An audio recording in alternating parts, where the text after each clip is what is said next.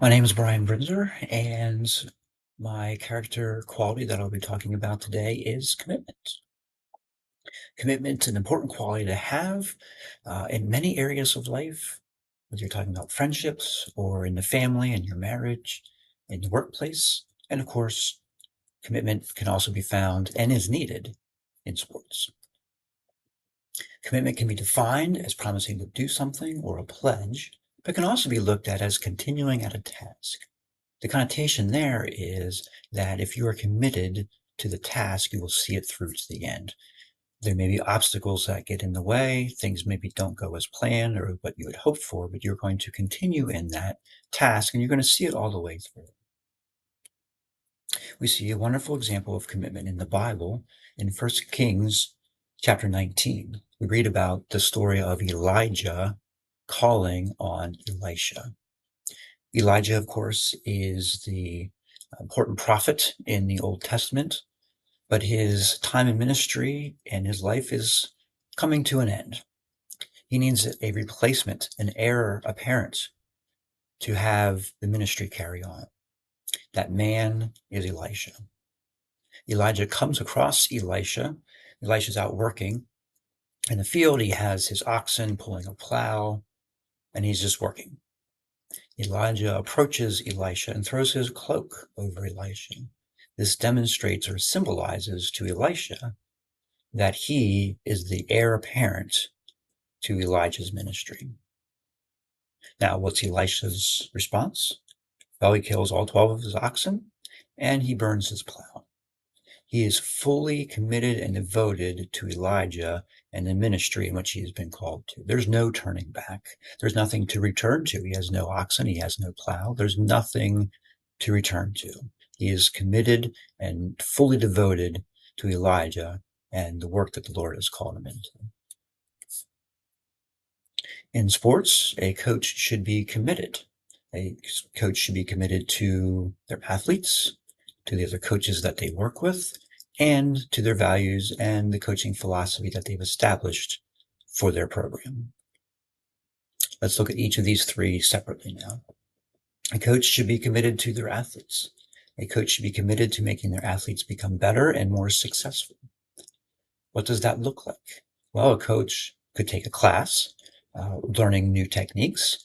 The coach could go to a conference or a clinic to learn more about their particular sport, or maybe even observe others in their field at other places.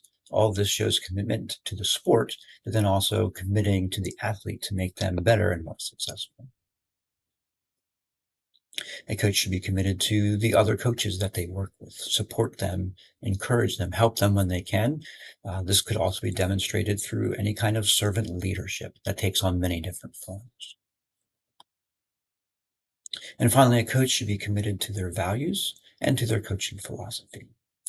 Fully invested in their values, fully invested in their coaching philosophy keeps them successful. When there's discipline, perhaps that is needed, they can fall back on those values. They can fall back on that philosophy and help the athlete through whatever that situation might be. Being committed to their values and their coaching philosophy helps create a positive team culture, and that will foster success for the team. What does commitment look like from an athlete's perspective? Well, an athlete can demonstrate commitment by being dedicated to their sport, both in the season and out of season, by giving everything they have to a task, whether that be a simple drill at practice or, of course, in the big game. They are positive in their outlook, and if they are committed, they are going to also help others become better in that particular sport. Coaches and many others have a lot of things to say about commitments. Bruce Brown, in his book, Teaching Character Through Sport, said this: the daily grind of coaching and teaching is often filled with what appears to be mundane responsibilities.